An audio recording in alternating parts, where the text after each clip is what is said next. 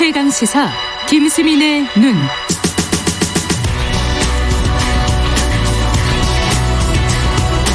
네, 성탄절 아침에 하는 김수민의 눈, 김수민 평론가 함께 하십니다. 안녕하세요. 네, 반갑습니다. 지금까지 손봉호 교수님과 함께 굉장히 좀 성탄절의 의미를 되새기는 얘기를 네. 했다면 이제 다시 현실로 돌아와서 정치 얘기를 좀 해보겠습니다. 네. 지금 필리버스터 계속되고 있는 거죠? 예, 그렇습니다. 23일에 선거법 개정안 상정과 함께 국회에서 필리버스터 무제한 토론이 시작이 됐죠. 네. 예, 오늘 임시국회 마지막 날이라서 이 필리버스터는 이제 별도의 종결 절차가 없으면 임시국회 끝날 때까지 이어지게 되는 자정까지 거거든요. 하는 거예요? 예, 그렇습니다. 그래서 일단은 현재 필리버스터를 가동한 의원들이 스스로 종결할 의사는 없어 보이고요. 네. 그리고 다른 의원들이 국회의원 5분의 3을 넘어서서 이거 종결해달라 하면 종결이 되는데 그 정도 숫자도 안 됩니다. 그래서 일단은 오늘 임시국회 마지막 날까지 필리버스터가 이어질 것 같아요. 오늘 종료를 하고 이게 참 제도라는 게 참 어려운 건데 내일 다시 임시국회 회기를 다시 시작하는 거죠? 예, 그렇습니다. 임시국회 소집 요구는 뭐 하기 쉬운 거라서 전체 의원 중에서 한 50명 정도 예, 이렇게 소집 요구를 하면 바로 열릴 수 있는 것이기 때문에 이 필리버스터를 건 안 건은 임시국회 시작할 때 자동으로 표결에 붙여집니다. 그래서 내일 임시국회가 열리면 곧바로 선거법 개정안이 처리가 될 전망이죠. 잠깐만, 그러면 내일 바로 그 선거법부터 처리를 할 예정인가요? 민주당 입장에서는 어떻습니까? 그렇죠. 일단 필리버스터가 걸린 법안은 그 다음 회기에서 자동으로 표결에 올려지게 돼 있습니다. 예.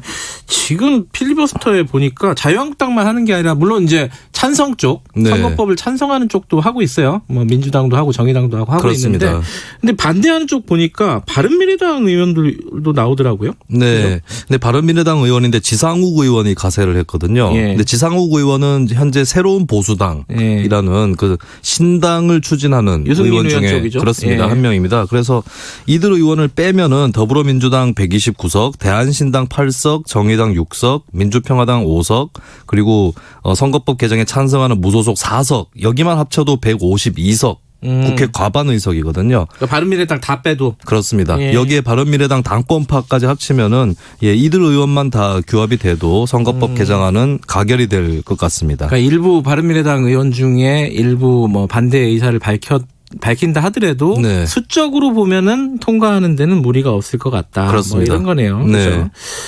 이제 지금까지 이제 사실 바른미래당이 이 패스트트랙 전국에서 키를 쥐고 있었어요. 4월 달 생각해 보면요. 근데 지금은 또 그렇지는 않은 것 같고요. 그죠? 그렇습니다. 이게 지금 이 상황은 전체 국회 상황에서 어떤 영향을 줄지 한번 좀 보죠. 네, 바른미래당이 패스트트랙에서 키를 쥐고 있었던 것은 패스트트랙 가동할 때는 국회의원 과반이 아니라 60% 수준이었거든요. 55분의 3?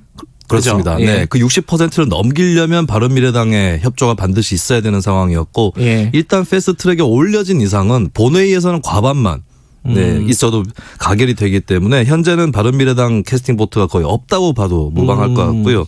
오히려 현재까지 오는 흐름에서 바른미래당이 반으로 갈라지는 그런 사태가 벌어졌다고 볼 수가 있겠습니다. 그리고 선거법을 처리하고 나서는 또 공수처법이라든지 검경수사권 조정이 남아 있는데 이것들은 오히려 바른미래당 등보다는 민주당의 주도권이 더 강한 그런 상황이고 어떻게 보면은 주도하는 민주당과 반대하는 자유한국당 이렇게 좀 이분법적으로 구도가 그어지면서 바른미래당이 향후 전국에서도 좀 도태될 가능성이 높습니다. 그 생각을 해보면은 뭐 공수처법 같은 경우도 당시에는 권은희법이 이게 상정이 될 정도로 의미가 있는 어떤 세력이었는데 지금 권은희법 안이 좀 뭐랄까요 없어진 상황이잖아요. 뭐 기소심의위원회 같은 것들 그렇습니다. 그죠? 네, 대부분 받아들여지지 않았죠. 예.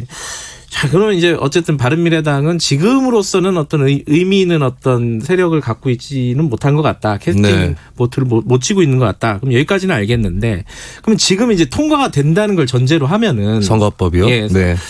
근데 지금 자유한국당이 위성정당 비례 한국당 같은 걸 만들겠다. 네네. 요게 이제 또 새로운 화두 뭐 논쟁거리가 돼버렸어요. 예, 그렇습니다. 요번에 선거법 개정안이 만약에 통과가 될 경우는 기존에는 비례대표 47석을 네. 그냥 정당 지지율에 맞게 배분을 했거든요. 네. 근데 이제 달라지는 것은 47석 중에서 30석 한도 내에서는 예. 지역구 의석 확보가 지지율에 비해서 낮은 정당에게 우선으로 보정용으로 배분이 예. 됩니다.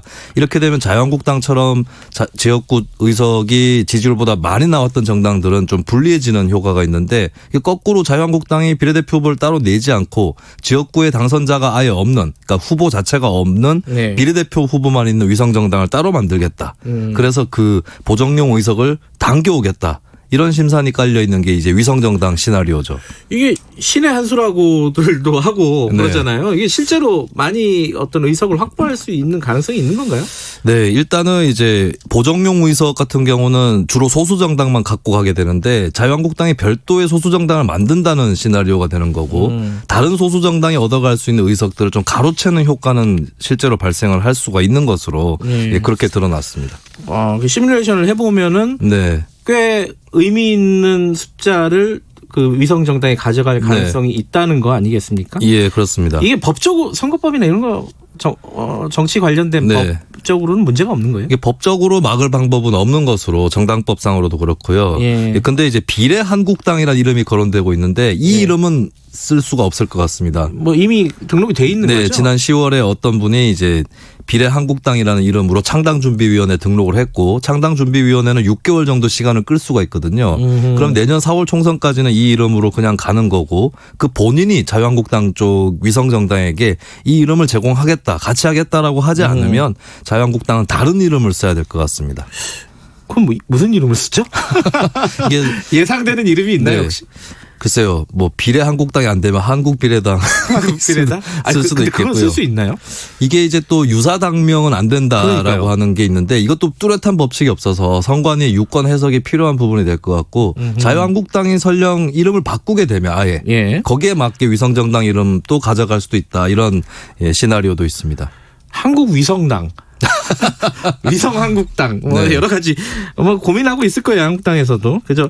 근데 이게 당은 만들 수 있는데 선거법이 또 복잡해진다면서요. 이게 선거 운동하는 방식이. 네. 이거 좀 설명을 해 주세요. 이게 자유한국당 입으로 이 우리의 위성정당을 지지해 주십시오라고 할 수가 없습니다. 그것은 남의 당 선거운동을 해주는 것이기 때문에. 그거는 금지돼 있다. 예, 그렇습니다. 그리고 위성정당이 비례대표 후보만 내게 되면 우리나라의 비례대표 선거운동이 굉장히 제약돼 있거든요. 네. 확성기도 쓸 수가 없고 포스터도 따로 걸지 않습니다. 현수막도 걸지 않고. 네. 예, 그렇기 때문에 이 과연 자유한국당 지지자들이 온전하게 이 위성정당으로 옮겨올 수 있을 거냐.